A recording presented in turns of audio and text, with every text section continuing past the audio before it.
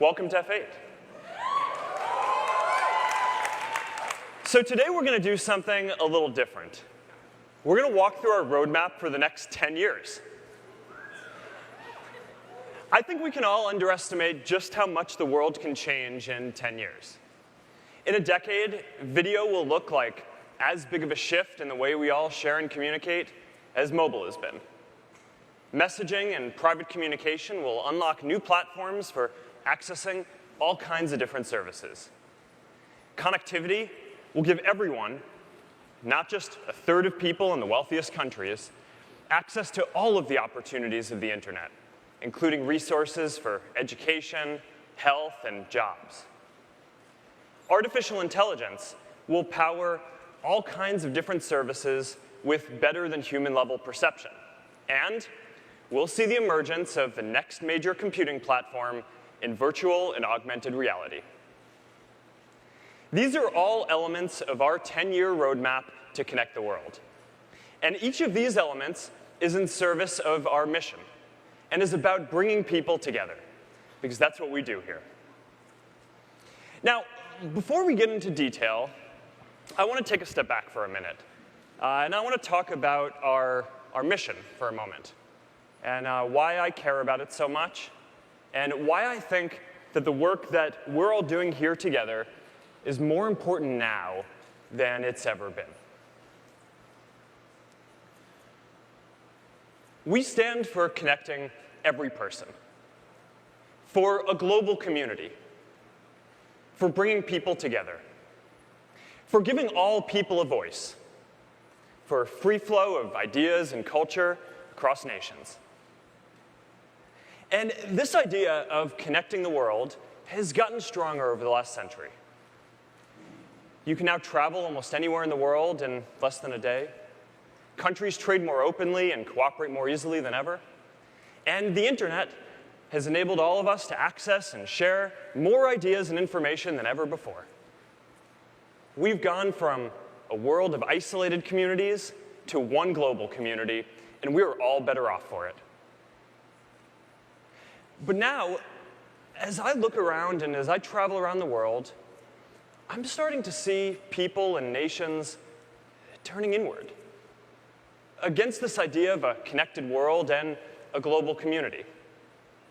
I hear fearful voices calling for building walls and distancing people they label as others, for blocking free expression, for slowing immigration, reducing trade, and in some cases around the world, even cutting access to the internet.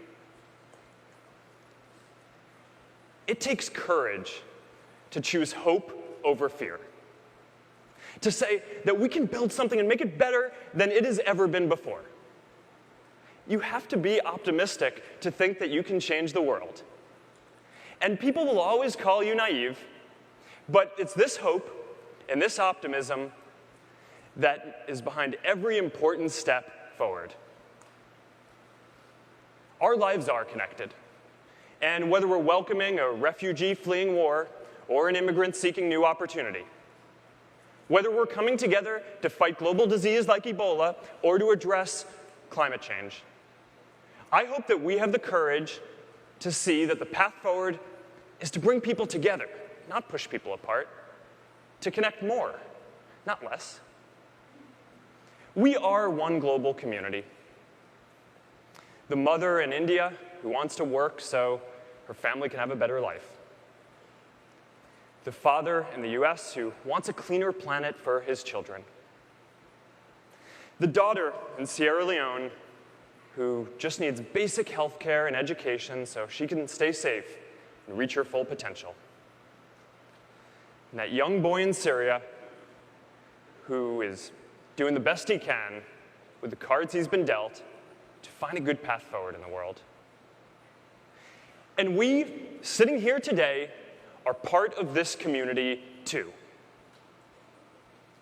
And if the world starts to turn inwards, then our community will just have to work even harder to bring people together. And that's why I think the work that we're all doing is so important.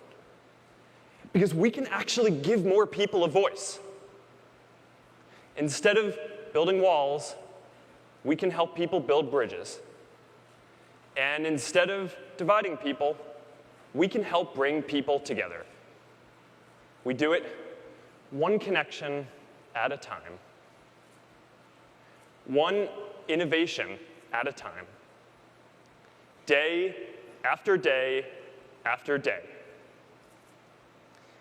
And that's why I think the work that we're all doing together is more important now than it's ever been before.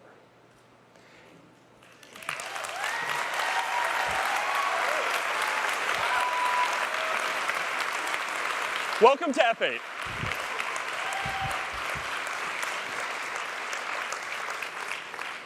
So that's why our 10-year roadmap is focused on building the technology to give everyone in the world the power to share anything they want with anyone. That's our goal. Now, let's look at the word everyone for a moment. Most people in the world, more than 4 billion people, are not even on the internet today. And we need to change this. Because beyond communication, we know that for every 10 people who get online, about 1 person gets lifted out of poverty because they get access to tools for education and finding jobs. So in our 10-year roadmap, we're focused on all of the things that we need to do to help more people get online, from making data cheaper to building completely new technologies like drones and satellites and laser communication systems. Now let's look at the word anything. We all have a desire to be understood and to relate to each other. So we're always looking for better and richer ways to express ourselves and share with one another. When I was a baby and I took my first steps, my parents wrote down the date in a baby book so that they could share it with their friends and family. When my nephews took their first steps, my sister took photos and videos on her phone so she could send them to us. And when my daughter Max takes her first steps, hopefully later this year, I want to capture the whole scene, right, with a 360 video. So I can send it to my family and my friends, and they can go into VR and feel like they're actually right there in the living room with us. We're always trying to get closer to this purest form of capturing an idea or an experience. And then there's the third part, with anyone. Sometimes we just want to talk to one friend. Sometimes we want to hang out with a few friends. Sometimes we have something that we want to share with all our friends, or with all our coworkers, or with an entire community, like marathon runners or Golden State Warriors fans. And sometimes we want to share something with the whole world.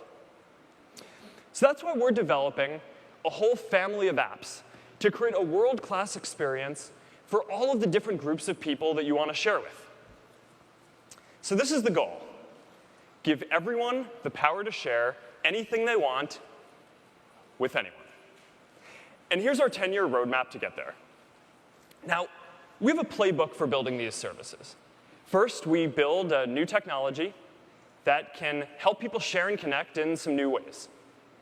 Then we take that technology and we build it into a product that we think 1 billion or more people could use and benefit from. And then finally, once a product is at scale, we build a full ecosystem around that product of developers and businesses and partners. So our roadmap for the next 10 years has 3 horizons. We have a community and ecosystem today that we need to grow to reach many times its current scale to reach its full potential. We have several products that are already at scale with lots of people using them that we now need to build into full ecosystems with developers and businesses. And we have new technologies that we need to develop so they can be large-scale products in their own right. So let's start by talking about what we're building around our most developed ecosystem, the Facebook app and platform. Now, we launched Platform almost a decade ago. And since then, hundreds of thousands of developers, like all of you, have built millions of apps to connect more than 1 billion people. And our developer community building apps keeps growing. In the last year, it has grown 40%, with now more than 70% of developers and apps outside of the US. Our second largest community is in India, and Africa is growing incredibly quickly in our developer community. So today, you're going to hear about all of the new tools that we're announcing that will help you build, grow, and monetize your apps. And we're also going to talk about a lot of new infrastructure that we're open sourcing, from our data centers and all of the tools that we built to run that, to our mobile frameworks like React Native and tools like HHVM. So the Facebook platform keeps getting stronger. And of all the things we're going to talk about today, you can have a bigger impact building with these tools for the next few years than the other things that are not yet at scale. So now let's talk about the next 5 years and how we're going to build ecosystems around our products that are already starting to be used by lots of people. Now, one of the platforms that I'm most excited about is Messenger. Last year, Messenger was the fastest growing app in the US, ahead of even Facebook, which was second. Messenger just passed 900 million monthly actives. And now, between Messenger and WhatsApp, people are sending about 60 billion messages a day. So to put that in perspective, at its peak, global SMS volume was right around 20 billion messages a day.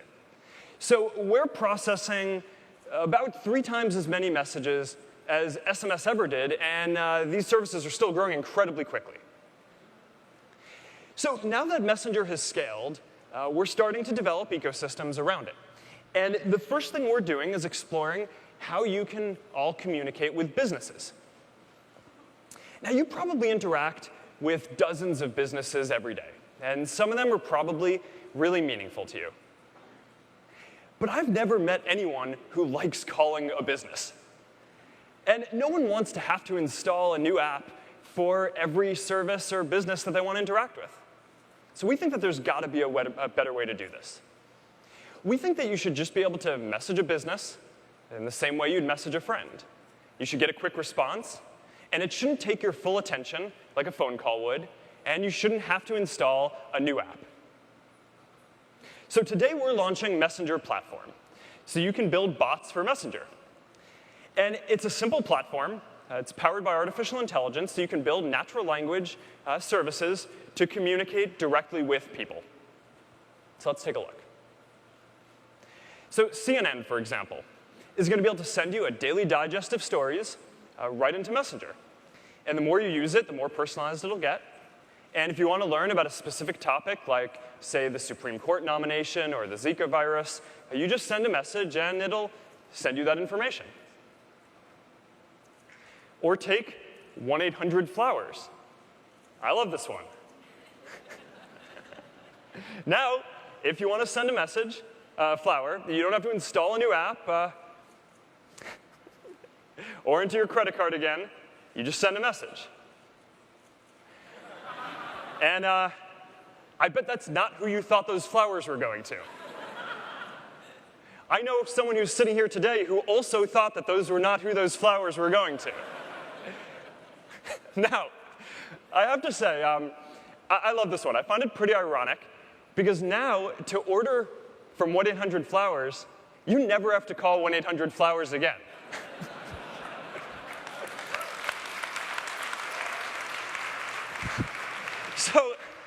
So Messenger is going to be the next big platform for sharing privately and for helping you connect with services in all kinds of new ways. And we're going to talk about this more in a second. All right. We're also at the beginning of a golden age of online video. And earlier this month, we opened up live video to everyone. And the response so far has been pretty amazing.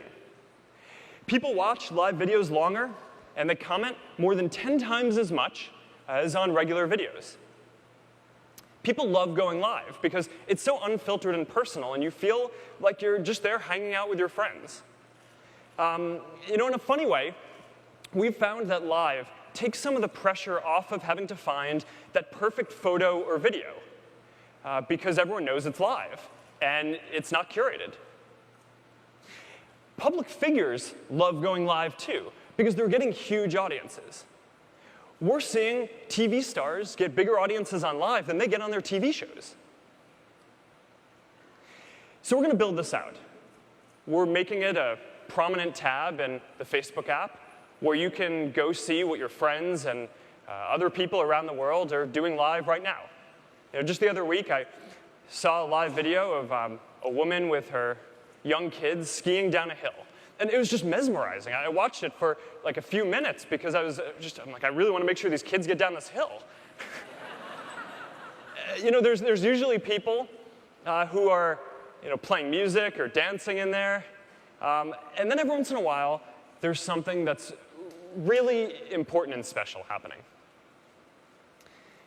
Like a couple of days ago, a woman named Lena commented on one of my posts to tell me that when her mother was sick in the hospital, she streamed her wedding on live so her mother and her friends across the country could not only see it, but could be there with them. Now, that's pretty meaningful. So that's a preview of Live. And today we have a developer announcement around Live 2. We're opening up our Live API, so now you can build the ability to stream video to Facebook Live right into any device. Like, for example, this drone flying in from the back of the room. Come here, come here. DJI is one of our launch partners. And this little guy is going to be flying around and streaming F8 Live all day today. So say hi, everyone. Hey. All right, bye-bye, drone. All right. So we have Messenger Platform and Live. And these are two of the new ecosystems that we're going to focus on building out over the next 5 years to give everyone in the world the power to share anything they want with anyone. So that brings us to 10 years. Over the long term, we're focused on 3 major areas: connecting everyone to the internet, artificial intelligence to make services more intuitive and natural to use, and virtual and augmented reality to help us share and experience the world in a much richer way. So I want to start off by talking about connectivity. So right now, more than half of the world, more than 4 billion people, don't have access to the internet. And it turns out that there are 3 main reasons why people don't have access. The first is availability. You don't live near a network. That's about 1 billion people. The second is affordability. You live near a network, but you can't afford to use it. That's another 1 billion people. And the third reason, which is actually the biggest of all, is awareness, which is you do live near a network, and you can afford to use it, but you're not sure why you would want to spend some of your money on buying a data plan. And that's about another 2 billion people. So we're going to work on all of these different barriers. This is Aquila. It's a solar-powered plane that we've designed to beam down internet from the sky. And if you told me 12 years ago that one day Facebook was going to build a plane, I would have told you you were crazy. But here we are. It has a wingspan wider than a 737, but it weighs less than a small car. It has solar panels on the whole width of the wings, so it can fly at about 60,000 feet in the air, which is about twice as high up as a normal commercial flight. And it can stay in the air beaming down internet for a few months at a time. All right, now check this out. This is an engine pod. This is one of them, to give you a sense of the scale. And this is, it's made of carbon fiber, so it's actually pretty light. There are, I think, about 8 of these on each plane, so we're going to end up building a lot of these for our fleet. All right. Now, in a few months, we're going to launch our first satellite into space to connect sub-Saharan Africa and people who don't have access to networks there.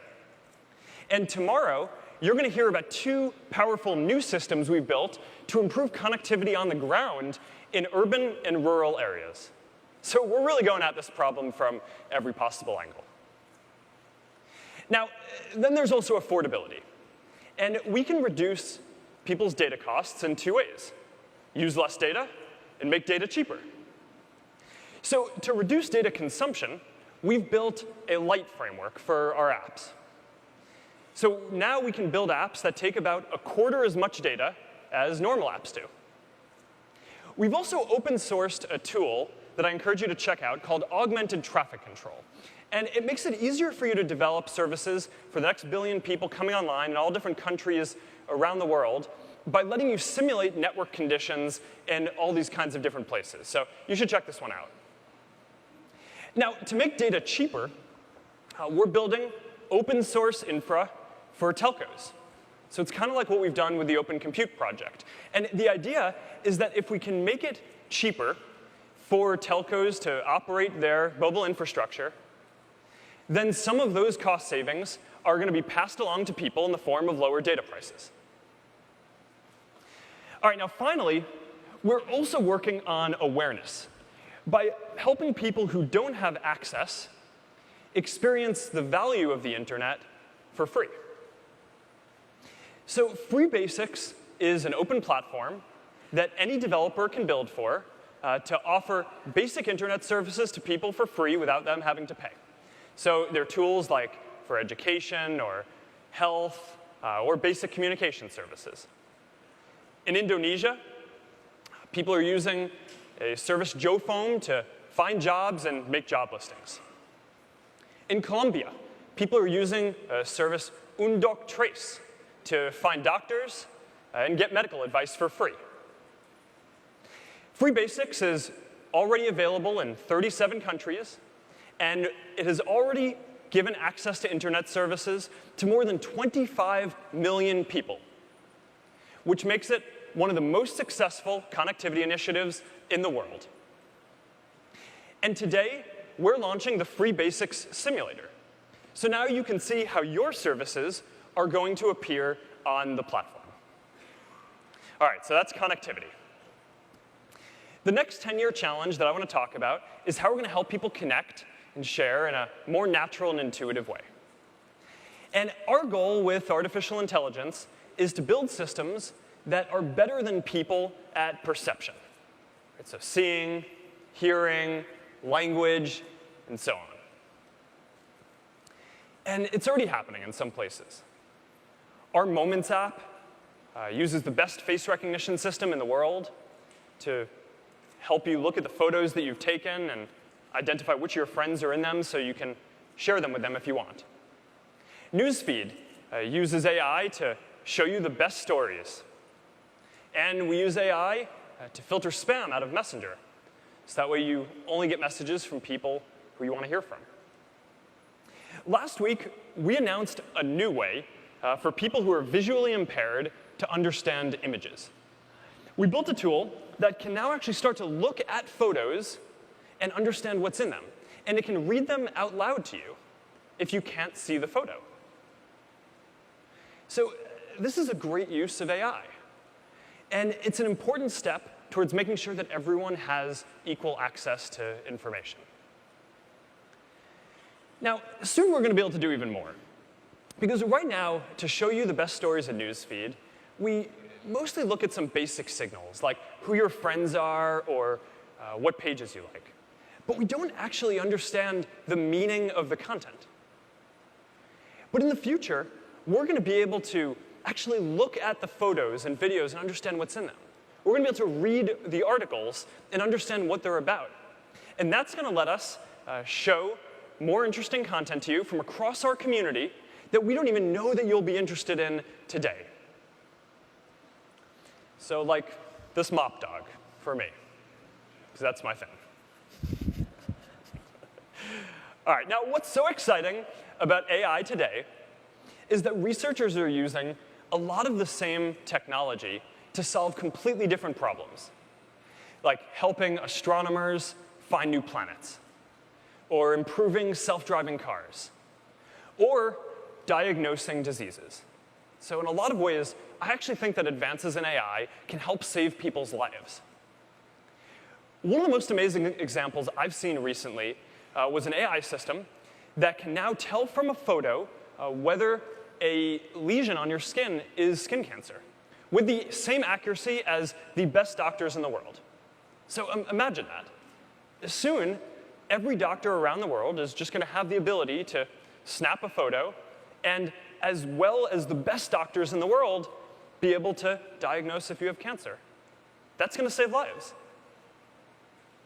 And whether you're developing social tools or you're diagnosing diseases, you're using a lot of the same AI technology. So that's why we want to make it easier for you all to take advantage of all of the advances in AI technology that we're making. So that way, when we make a 10% improvement in our systems, your systems get 10% better at diagnosing diseases. So that's why we've open sourced our Torch modules to help researchers and engineers train their machine learning models. And why we've opened our designs for our GPU servers that we use to train our neural networks. So this way we can all make faster progress together. All right. One last thing. Finally, we're building technology that's going to change the way that we all experience the world. We started shipping Gear VR for $99 late last year, and the response so far has been really amazing. There are already hundreds of apps that are built specifically for Gear, and people have watched more than 2 million hours of video in Gear VR. Last month, we started shipping Oculus Rift, and we have one here. Here it is. So for the first time, you can have this kind of premium virtual reality experience in your living room. And from the moment it shipped, it has a great content lineup with more than 50 games on the platform. So check this out for a second.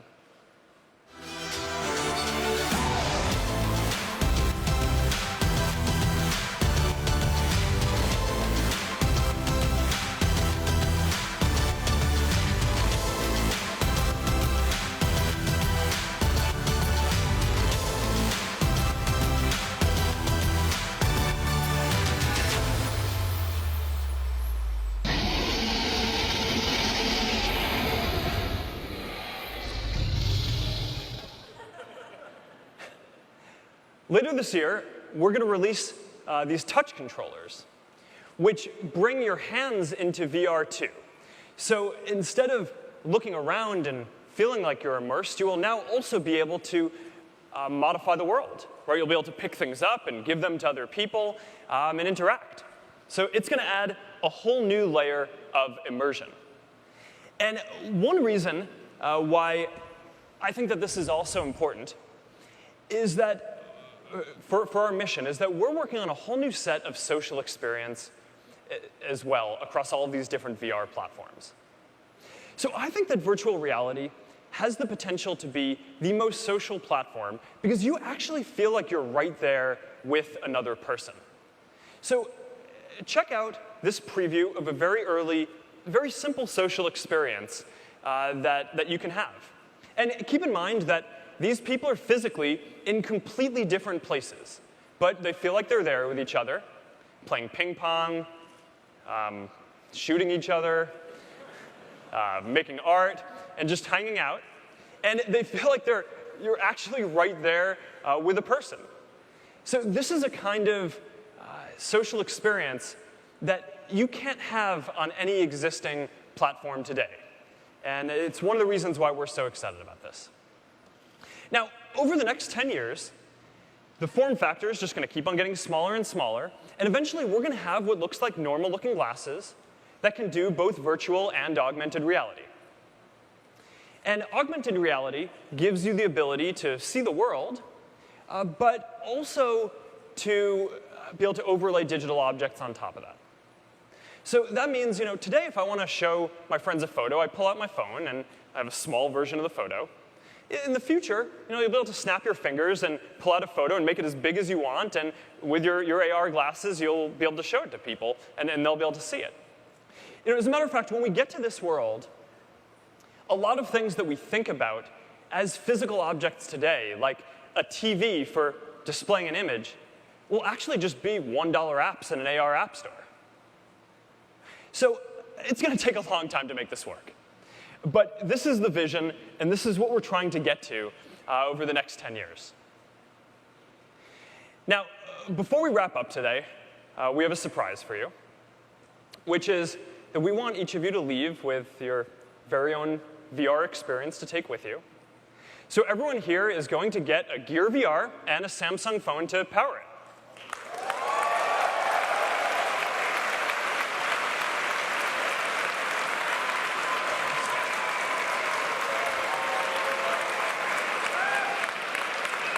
So they're going to be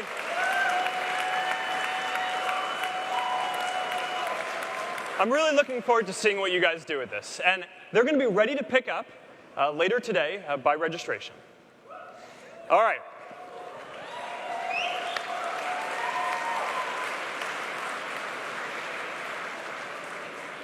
So that's it.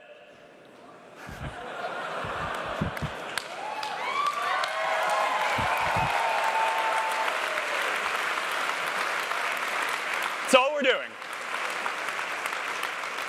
That's the roadmap for the next 10 years. We are building the technology to give everyone the power to share anything they want with anyone else. And everything we're doing is about building technology that brings people together. Because whether you just want to hang out with a few friends, or start a business, or help solve the world's problems, the path forward is to connect people.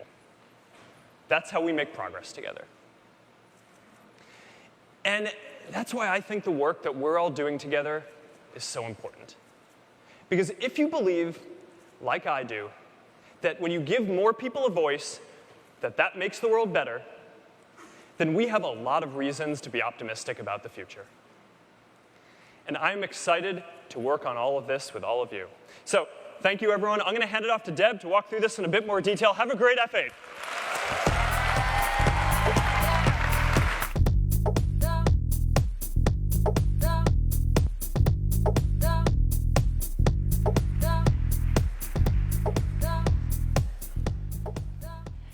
Hey, it is great to be back here at F8. And it's really hard to believe that it's been nearly a decade since Facebook platform launched. In fact, the day that Facebook platform launched in 2007, there were 24 million people using Facebook. And I checked. The iPhone was still a month away from being launched. Today, there are nearly 1.6 billion people using Facebook, and nearly 2 billion smartphones being used by people every day.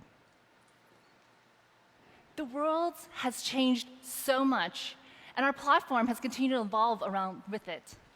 Thanks to your feedback and your partnership and your meetings with us and telling us what you're looking for, we've continued to develop products to help you build, grow, and monetize your apps. To date, we've paid out nearly $9.5 billion, including substantial growth from Audience Network. And our developer ecosystem, all of you, is now bigger and more global than ever. We have developers from nearly 250 countries. And in fact, as Mark mentioned, in just the past year, the number of developers leveraging Facebook platform to build their apps has grown over 40%. In all these countries pictured, more than 80% of the top apps use Facebook platform in order to build their apps. But we've heard from all of you that you spend a lot of time doing things like translating our documentation so that you can code. And so today, we're excited to share that we're rolling out documentation for all of our major products in 16 languages. And we'll continue to roll this out and expand this throughout the next year. The other thing we've heard from you is that stability, having a stable platform, is critical. So last year, we stood up on this stage and promised that we would fix 90% of bugs within 30 days. And I'm proud to share that we've exceeded that goal.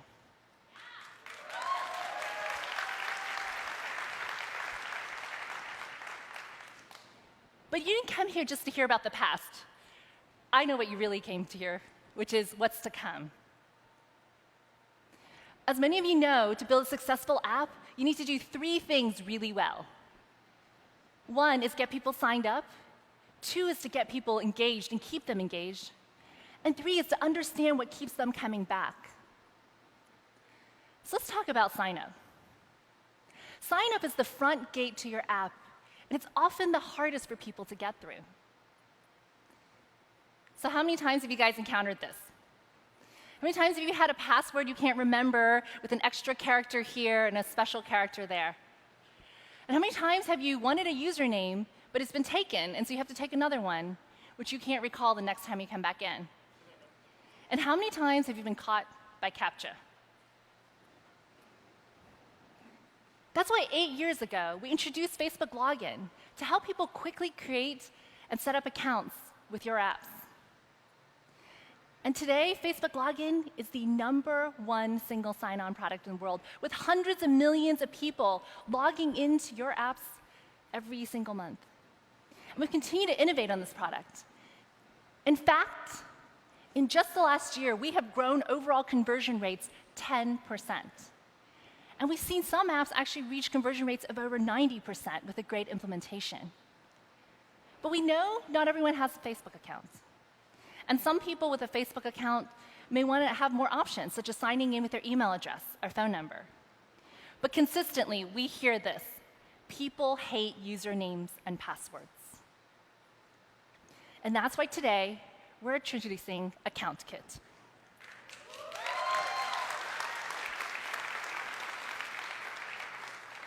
Account Kit lets people easily and quickly sign into apps with just their email address or phone number. So you don't have to have a password, you don't have to have a username, you don't have to even share any information from your Facebook account. In fact, anyone can use Account Kit even without a Facebook account. And beneath all of this is Facebook's world-class infrastructure and technology. Let's take a look at how it works. You click here on the phone number option, you enter your phone number, and you get an SMS code that you enter there, and you're done. That's it. It's that simple. It's just a few lines of code to implement in your app, and it's completely global, with SMS support in 230 country codes and in more than 40 languages. We've been testing Account Kit for some time with over 20 partners in 11 countries, and we've seen great results. Saavn, India's largest music app, has been testing it side by side with Facebook Login and Account Kit, and they allow people to sign in with their phone number. In the first 2 months alone, they saw 500,000 new phone number registrations. And more amazingly, they saw a 33% increase in daily registrations. Imagine your app growing 33% faster every day. Beyond sign up, you have to grow your app, and you need to grow engagement. Tens of thousands of apps share content to Facebook every day. How many times have you been reading a book or an article and you want to share it, but there's actually a quote you want to pull out and share with it? Before, people took screenshots, or maybe you had to cut and paste text, which is difficult on mobile. But we can make that a lot easier. So let's say you're reading a book, the originals, and you take some text that you want to share in this quote. You click here, you add your own commentary, and it's done. It's that simple. A couple years ago, we launched Save on Facebook, which allows you to save content for later. And to date, every single month, 250 million people use this product. And many of you asked us if we could extend this functionality to your apps and websites as well. And so today, we're releasing the Save button for sites off of Facebook. It lets you save interesting articles, products, and videos in one place, so you can easily access it from any device later.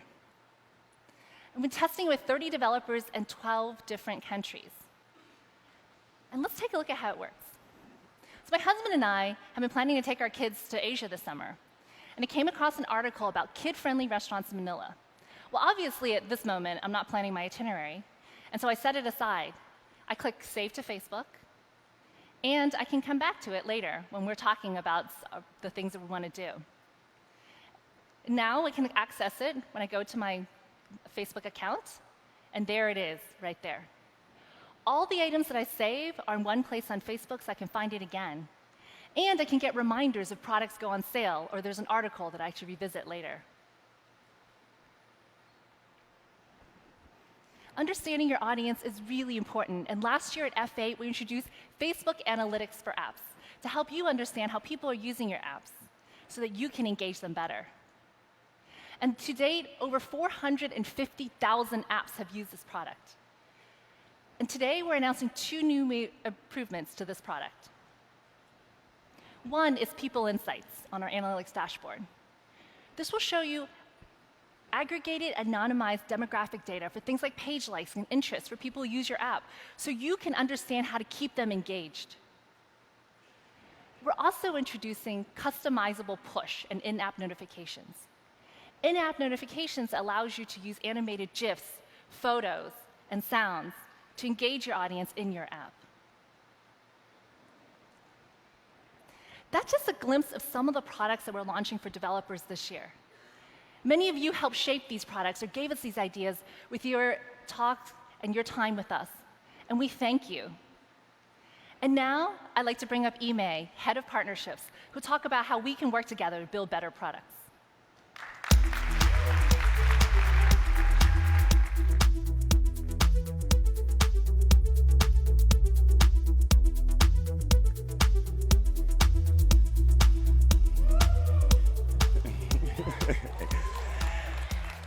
As Deb and Mark mentioned, the global growth of our community has been incredible to be a part of over the last couple of years.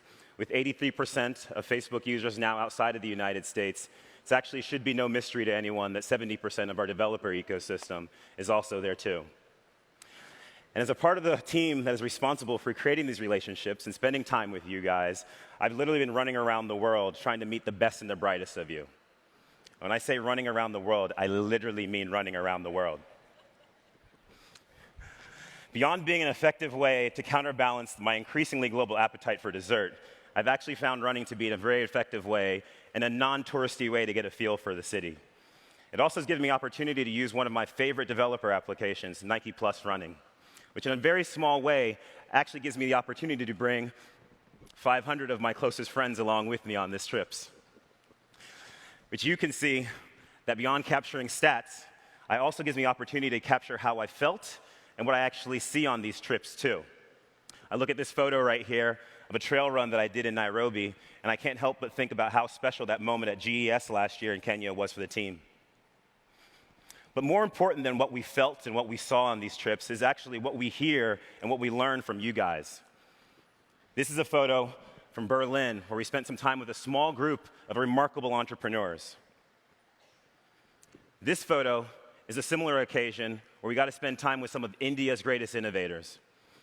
And in each country, we've walked away with deeper understanding and insights of what actually the opportunities are, and also the challenges and complexities that exist inside the local community. However, there are definitely some thematic things that we've seen across the globe and along the way, all of which would be very familiar to any of you that are building applications or products for a global audience. Mark already mentioned this first one before, but the first global challenge that we've seen time and time again is that far too many people are still unconnected. You know, if you have access to the internet today, you are in the minority worldwide. There are still over 4 billion people around the planet right now that remain offline. The second global challenge that we face is that even for the folks that are online, far too many of them are underserved. There are 90% of the world's offline population that is within mobile data coverage, but only 2/3 of them are actually within mobile broadband coverage, which means that there's billions of people today that are still only within 2G coverage or no coverage at all. And lastly, even for the folks that are online, the relevancy of the content and how that relates to their lives remains a challenge and a struggle. Just for example, there are over 7,000 languages that are spoken around the world, but only 55 of them right now are currently being supported in a robust way online. Put it differently, there are still billions of people right now where their primary and their secondary language aren't supported well online. So collectively as a community, we look at these challenges and they might feel a bit daunting, but I actually want to ensure you today as builders that if we look at them in isolation, there are actually some thoughtful and tactical solutions that we can put forth to actually improve the lives of people around the world. First, as builders, If you are focused on building for the historically unconnected, I urge you to think about things like affordability of your products and also how you let people understand and know how your products are going to touch their lives. Our primary approach to this thus far has been the Free Basics platform that Mark talked about earlier. It's part of our broader Internet.org connectivity efforts. And now with well over 500 services available on this platform, based on our estimates, we've brought 25 million people online who weren't online before across the 37 different countries that Mark alluded to before. If you're thinking about building for the underserved, as builders, I would encourage you to think about things like data efficiency, low device product management, or low device product design. Because as we tackled these things head on, we came up with something as special as Facebook Lite, which is less than a 1 megabyte footprint and downloads in seconds even on 2G connectivity. To date, as a result of this focus, there are over 100 million people around the world that are using Facebook Lite, making it our fastest growing Facebook product ever. And then last but not least, when you think about relevancy of your products and of your services, we'd encourage you to not think about something as simple as language localization trivially. It truly pays dividends. Across Facebook today, we actually support over 90 languages and have many more in the pipeline because we know that if we're going to be a product and a company that's supporting the entire world, we have a lot of work to do there. So we share these challenges and these learnings with you because they've influenced how we've been building our products. And most importantly for the people in the room today, how we're building platforms to serve you. And yes, our products are reaching the globe, 1.6 billion almost exactly to be exact. But ultimately, we know that it's going to be the local entrepreneurs, it's going to be the local developers that are truly building the services that are going to touch and be relevant for their local communities. Therefore, our platform roadmap has to support you. And we need your feedback. We need to engage with you to understand how we can serve you best. Just last year, we took a trip to Colombia, and I got the opportunity to connect with part of the team from Un Doctres, a digital platform that allows real doctors to answer user-submitted medical questions online. Now, the team at Un Doctres was really interested in connecting with a population of people who have actually never been to the doctor before. So they focused really hard on creating content specific to that demographic, and then they launched on the Free Basics platform. And we sit here today now, fast forward a couple months, and 21% of their traffic is coming from the Free Basics platform, which is remarkable. They've been able to launch in 4 other markets where they weren't previously able to reach. And they're now hitting this population of people and learning about how to provide services to a rural population that they wouldn't have before, which is actually improving the services they're able to provide to everyone across their service, even folks that aren't on the Free Basics platform, which truly underscores what we continue to say is that the more people that come online, the better it is for all of us. So it's impact like these and stories like this which make us very, very committed to serving you. And it's the reason why we've received direct feedback from folks like Un Doctres and other developers around the world to build better platform tools for you. Mark talked about it earlier today, but the Free Basics Simulator and Demographic Insights is something that truly came from feedback from this community. So now developers like Un Doctres can properly test their applications before they launch it on our platform, and they're also armed with more granular data so they can make more content even hyper-specific to the population that they're trying to reach. It's impact like this that we continue to invest in programs like FB Start. It was only 2 years ago where we announced FB Start on this very same F8 stage so that we could formally give you guys benefits and value. And you guys have shown that this is working for you. We sit here today with almost 9,000 members around the world covering 136 different countries. Truly remarkable growth, and we're proud of this program. I've continued to urge anyone in here who is not a part of the FB Start program to apply for the FB Start program. Mainly because in order for us to build meaningful tools and platform tools for this community and this ecosystem, we need to engage with you in that way. This is a photo from an event that we had just last year when we traveled down to Brazil. And while we love bringing ideas to thousands of developers in moments like these, actually the best part of these events is what happens when we get off stage. And it's moments like these, when we get to sit down, we get to sit with you, truly engage and listen to you, and understand how we can best meet you exactly where you are. Not just geographically and not just culturally, but increasingly so, more importantly, technically. All right, there are a number of products that are going to announce here today and have been announced already that come from direct feedback from this community, while it's this ongoing global conversation continues to happen. In fact, a third of everyone here today that traveled here today has a passport. You guys want to raise your hands? And it's a fantastic community. There are thousands of people around the world at one of our 29 meetups that are watching this live right now. So in short, we are not taking this global commitment and this global passion trivially. So I'm going to leave you this one thought. If you're out there in the audience, if you're out there around the world right now, if you're an entrepreneur, if you are a developer, if like us you are builders, I'm asking you to step into your responsibility to build for people first and to build for your community. Because we as a growing tech company, a growing platform company, are going to remain committed to unlocking opportunities for creativity and for innovation to continue to emerge all across this globe. And all across these different platforms. It's not just Facebook, not just Instagram, not just Free Basics, not just Oculus, but one that I'm actually increasingly more excited about these days, and that everyone has talked about a little bit, Messenger platform. So now to give you a little bit of taste of the evolution of the Messenger platform, I'm going to hand things off to the Vice President of Product for Messenger, David Marcus. Thank you. Yeah. Thanks, Ime. Since last F8, a lot has happened. We made Messenger faster than ever before and built on our strength of core messaging, photo, video sharing, animated GIFs, stickers, emojis, VoIP, and more by adding high-quality cross-platform video calling that people absolutely love, better location sharing, and enhanced group features. We've also welcomed more content and expression apps to the platform from iconic brands that enable you to find the right content at the right time for the right conversation.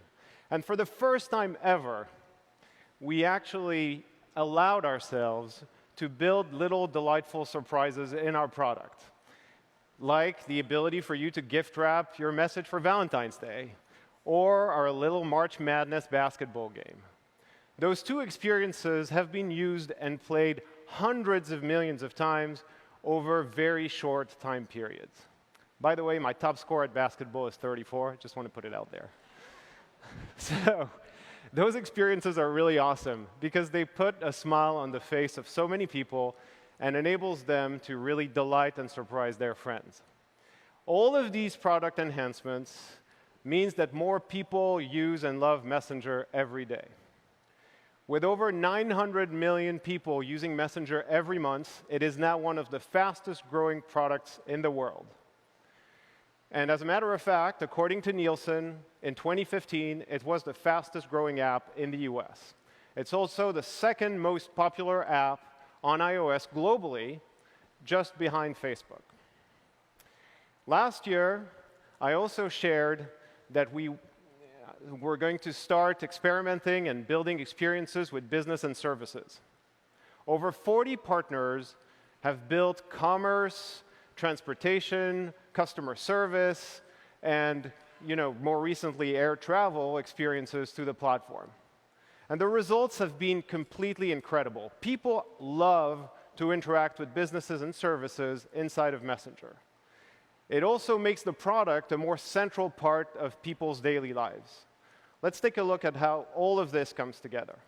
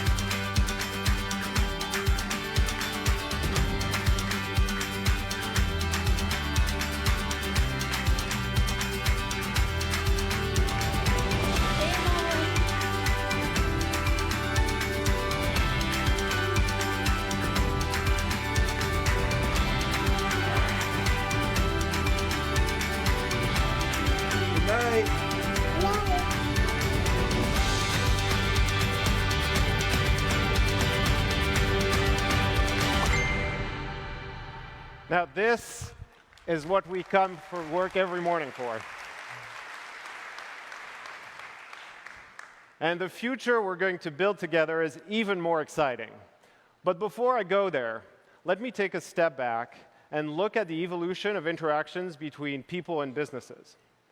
First, before the internet era, everything was conversational. You had to walk to a store, a travel agent, or an office and talk to someone to get what you needed. Then came the web. And with it, we traded personalization and conversation for interactions at a much, much larger scale. Then came the mobile era, which initially only offered stripped-down versions of web, which eventually led to the app world we currently live in. Apps are truly incredible, and they've changed our lives in a profound way. They've also enabled startups to become multi-billion-dollar companies in the process. But we download fewer and fewer apps, and we certainly don't turn on push notifications for new downloaded apps anymore. Meanwhile, mobile web is still frustrating at times, and email overload is a reality, especially on mobile. We also call businesses from time to time when we need to deal with urgent issues or need to talk to someone right now. But honestly, Thank you for calling. Please make your selection from the following options. it's not that great. If you know the extent... Meanwhile, Messenger has a lot of great properties. It's instant, persists identity from all participants at all times, is always in context, and all threads are always canonical. That means that we're bringing the best of all of these methods of interactions that I just shared in one place. Add to that the 50 million businesses that are active on Facebook pages and the 1 billion messages that are sent every month from people on Messenger to those businesses, and you have the making of a great new platform right there. This is why I'm really, really excited to launch the beta version of our Messenger platform today.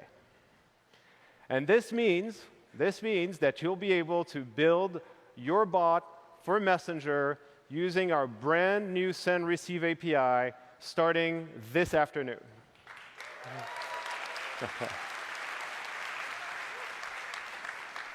So let's take a look at what those capabilities enable. And I'm going to show you an amazing experience that Spring built with their personal shopping assistant. First, you'll be able to discover and access bots in a variety of ways, and I'll get to that in a minute. Second, all bots will persist identity at all times, basically that of your page, plus a little bit more context. Third, bots will be enabled to send and receive not only text, but also images, special bubbles, buttons, and calls to action. Because we really believe that in order to build a great user experience, you need a hybrid approach of conversational elements and UI. Many people have been talking about bots as a command line interface. This is not the way we see it. We think that the combination of UI and conversation is what's going to work. So let's go buy shoes. Let's see. I'm going to go with sneakers because I want to abide by Facebook's dress code. Yeah, 75 to 250 seems about right. And now I'm going to get a carousel of products that are curated just for me. And as I said before, we really like those rich interfaces because you can't do much just with text. So now I'm going to basically just swipe through the products, find the ones I want, and then go buy them. I just get to an optimized product page that renders right there in Messenger, and then I'm back to the thread with a receipt, which is basically one of the many templates that you'll have access to later today. By the way, these sneakers are awesome. So the Spring experience is going live today.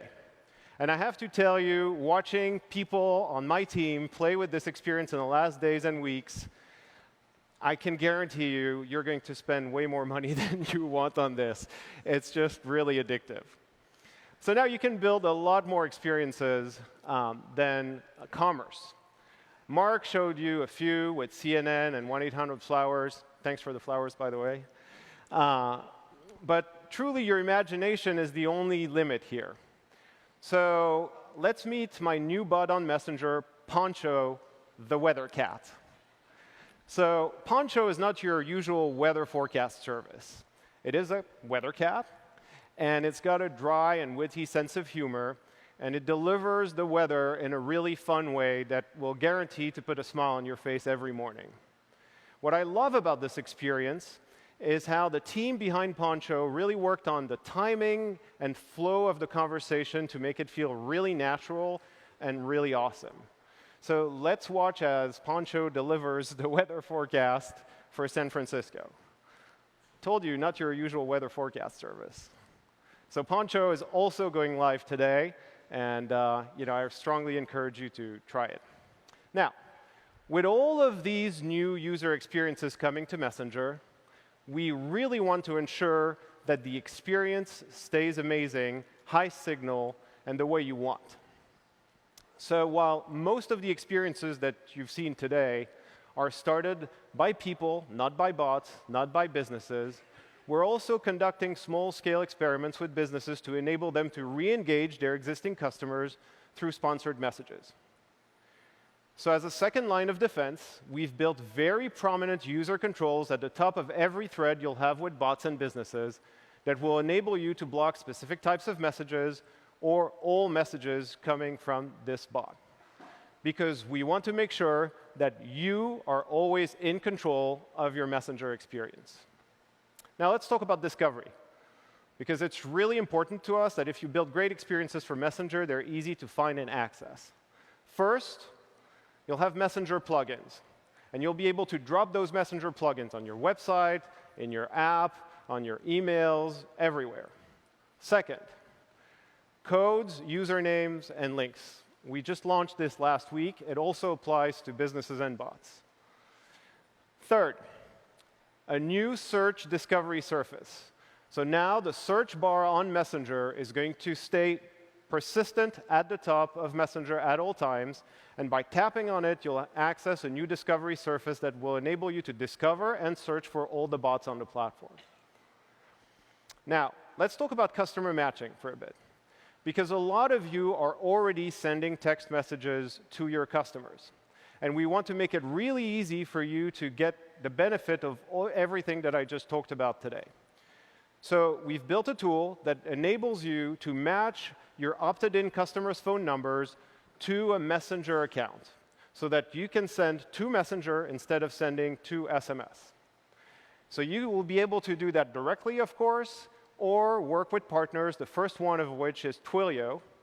So next time you receive your Postmates delivery update on Messenger instead of SMS, you'll know what's happening behind the scenes. Now, last thing is that coming soon, we'll give everyone the ability for you to buy newsfeed ads on Facebook that will take people directly to your bot in Messenger. And that's going to be an amazing way to combine new user acquisition with retention. Now, let me talk about M for a minute. As some of you may know, M is our early-stage digital assistant that learns more by combining AI with human trainers. In the last 6 months, we've learned a lot. And notably, that we needed to build a variety of small vertical bots to help resolve intent for people. So the Wit.ai team, which is part of the Messenger team, built this very powerful tool that was originally intended for our own internal use, but that I'm glad to open up to everyone today. This will enable you to build very, very high-end conversational self-learning bots. Now, let me be clear. You don't need to use this tool to build a bot on Messenger. For that, the send-receive API that I just talked about earlier is more than enough.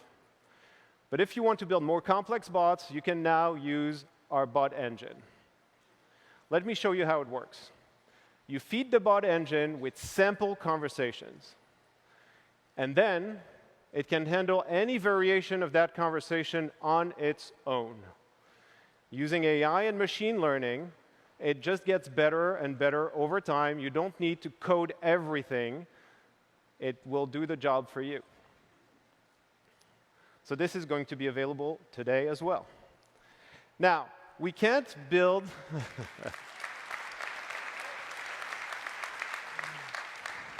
Now, we can't build this ecosystem on our own.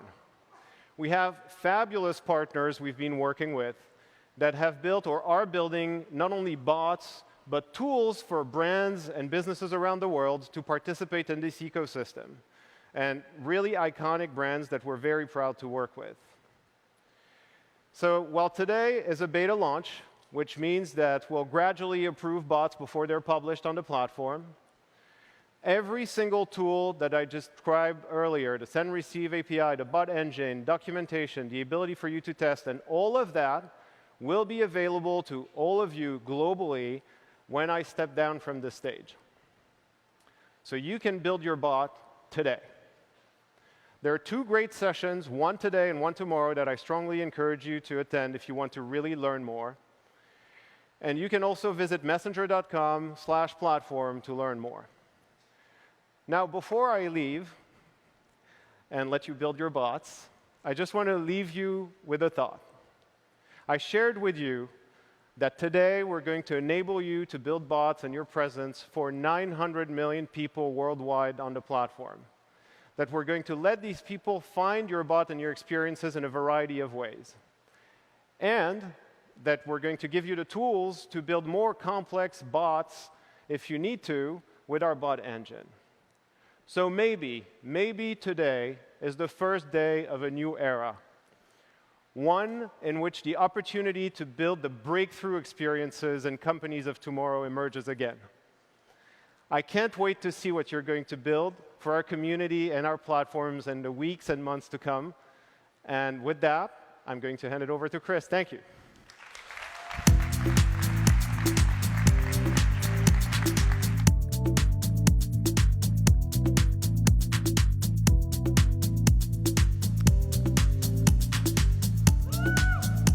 All right.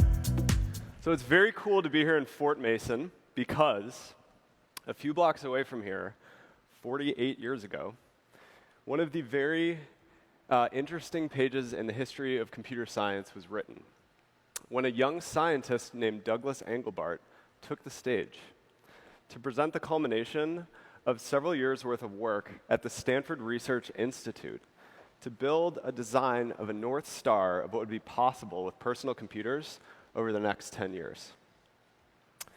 And he wasn't just going to talk about it, he was actually going to demonstrate the whole thing live in an end-to-end prototype. And sitting in the audience that day were most of the luminaries of the computer science industry, back when you could fit them all in a small auditorium. This included Andries van Dam, the man who would go on to write the Bible on computer graphics, Alan Kay, the guy who would create object-oriented programming and the first tablet, and Stuart Brand, who had created the Whole Earth catalog, and would go on to create the Well, the very first online social network. He was also the guy running the camera that day, and the man who would later call the event what we all know it as now, the mother of all demos. So Douglas Engelbart, over the next hour, would lay out one by one most of the foundational elements that we use today, almost 50 years later, when we use a computer. He plugged in a mouse, he clicked on an icon, windows appeared, he resized them, he moved them around. There were hyperlinks, there was copy pasting, there was keyword searching. Most of this stuff had never been seen before. A lot of it was completely theoretical. So to see all of this working end to end for all of these people at once was a really big deal. And minds were blown. And because it was a tech demo, there was one more thing at the end, a video conference. Now, a video conference in 1969 was a tremendously difficult thing to engineer. They needed special modems, one in Menlo Park and one in San Francisco, to transmit the text they were typing to each other. And they needed microwave links, one in Menlo Park, one in San Francisco, and some guy had to drive a van up to San Bruno Mountain over there so they could get the video back and forth at a low enough latency that it felt real and good. And this was a moment where that small group assembled there saw the idea that the personal computer was going to be an amazing productivity tool, but it was also going to be a window into another place. And it was going to be about connecting us with each other. And there at the mother of old demos, a human face stole the show. And that's why it shouldn't be a surprise that as mobile phones become incredibly powerful computers, more and more of what we're doing there is video and is about connecting. The math on this is insane. 50% of the mobile internet today is mobile video. That's on track to be 70% in 5 years. In 2021, the mobile video internet will be 6 times larger than the entire mobile internet today, which is crazy. In terms of time spent, the average American today will spend 4 hours watching video across all of these technologies. Around the world, that's a little bit smaller, but it's growing very, very quickly as phones get better, connections get better, and more people get onto the internet. 4 hours a day is a lot of time. That's 1/6 of your life. And that's why the other trend here that's so interesting is the shift that's happening from video being about passive entertainment to video being about connectedness.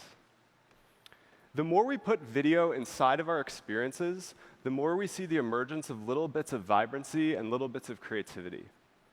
Just 2 days after we began to roll out Messenger video calling, we saw over 1 million calls because of how seamlessly video was stitched into messaging. The more creative tools like hyperlapse and layout and boomerang that the Instagram team builds, the more we see the emergence of a new type of storytelling. In just the last 6 months, time spent watching video on Instagram has grown by over 40%. And as more and more people get instant articles, they actually start to open them 20% more and abandon the story 70% less as they start to see a bunch of these in their feed. And that's first because the experience loads so much more quickly, but it's also because the reading experience is a lot more immersive, especially in the way that you can look at multimedia like videos and photo albums. And as we've started to bring this to ads, we're starting to see some really cool stuff get built. This is an ad for a cruise from Carnival. People that open these little booklets spend on average 30 seconds inside of there, which is insane for an ad. Some of these features, like profile picture videos, we weren't sure were going to be huge. But in just a week after beginning to roll this out on Android, we saw over 2 million people create new profile picture videos. And a lot of them were coming from a handful of really cool selfie cam apps. So we wanted to help accelerate and unlock this, which is why we're starting by announcing today this profile expression kit. So if you're building a selfie cam app or another app, whatever your favorite app is for creating video, you can plug this in seamlessly to Facebook, which is going to be sweet.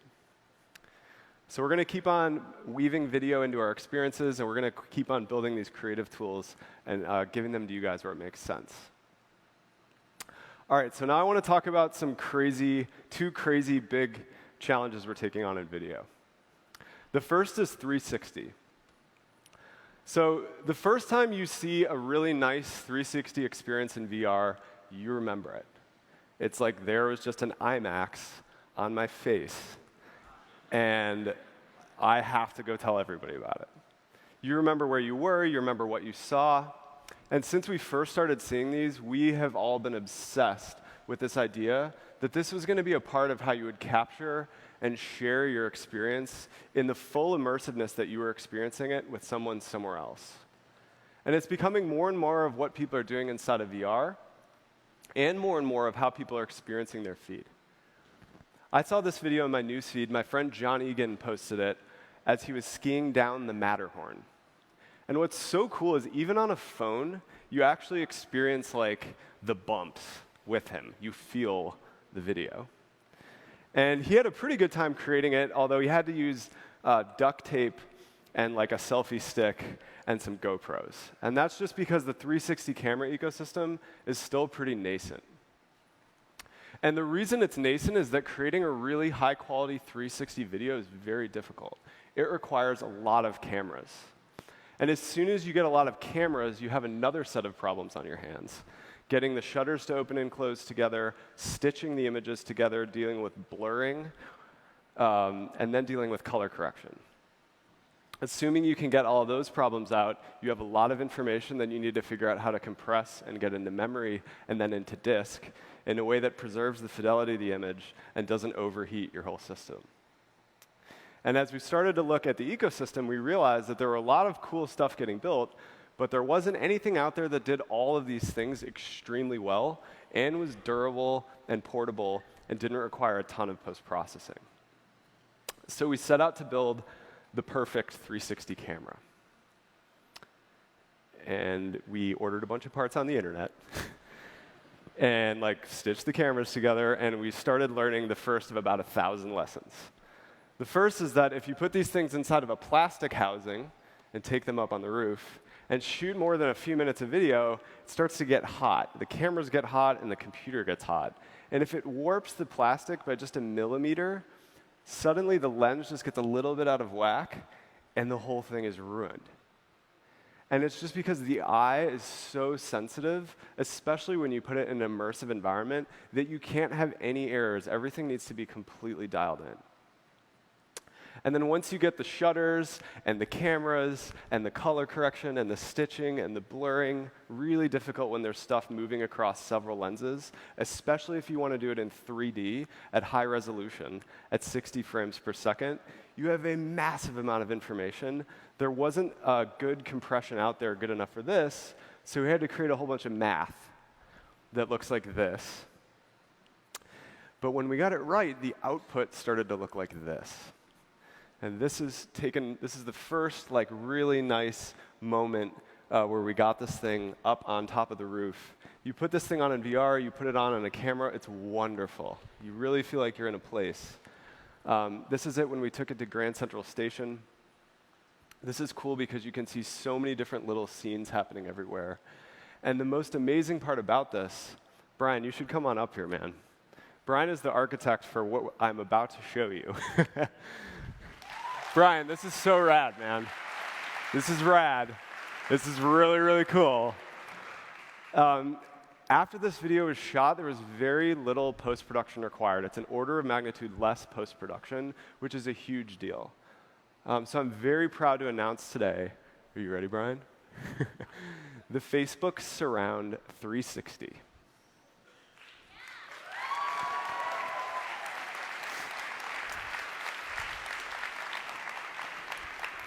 This is a professional-grade 3D 360 camera. It can record 2 hours of fully synced 3D 360 video at up to 60 frames per second with up to 8K in each eye. So it's exceptionally high quality. It is rugged enough to survive travel and professional filming on location.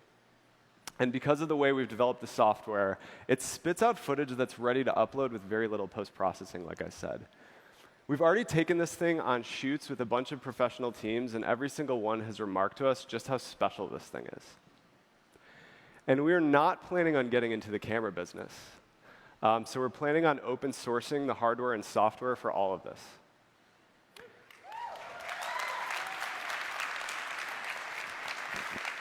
This is going to be available on GitHub later this summer. So if you're a hardware hacker, if you're a professional, we hope that you find in here some solutions that help you figure out how to contribute back to this ecosystem of creating really, really cool, captivating, high-resolution, easy-to-shoot, store, and stream experiences to send to the people around you. All right, so the next big challenge we're going to talk about is live. So live, it turns out, I've at least discovered recently, is a lot harder than streaming video because you want hundreds of thousands of people to experience the exact same moment at the exact same instant wherever they are in the world, no matter what kind of device they're using and no matter what kind of connection they have. And if you get all of that right, you get this real-time, raw, authentic moment shared by a lot of people instantaneously, which is amazing. And that's why we spent a bunch of time over the last few months putting live really as an integral part of the Facebook experience. So whether you're watching the president read the jobs report from one of the White House staffers, or my personal favorite is DJ Jazzy Jeff, just killing it right now as a live streamer, you can go to this tab, and it's a nice blend of two things. The first is quickly being able to see all the top live streams around the world, which is an awesome experience. And the second is to be able to dive into the things that are being published directly from the people you care about.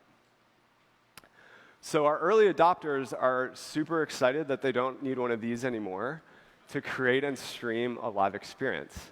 But what we're hearing is all of these crazy stories about building things that look like this. So more and more people are trying to deal with audio and sound and stabilization. And as soon as you look at this like legit cameraman holding this rig that holds an iPhone, you kind of know immediately this is not what the future is supposed to look like. And that is why we've announced today the Live API.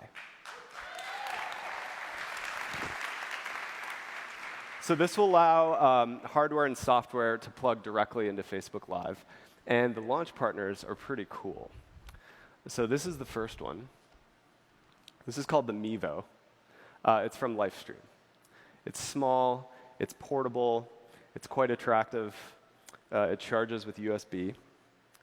And it will allow you to just tap this thing, and we're going to try this out. It's syncing with my account.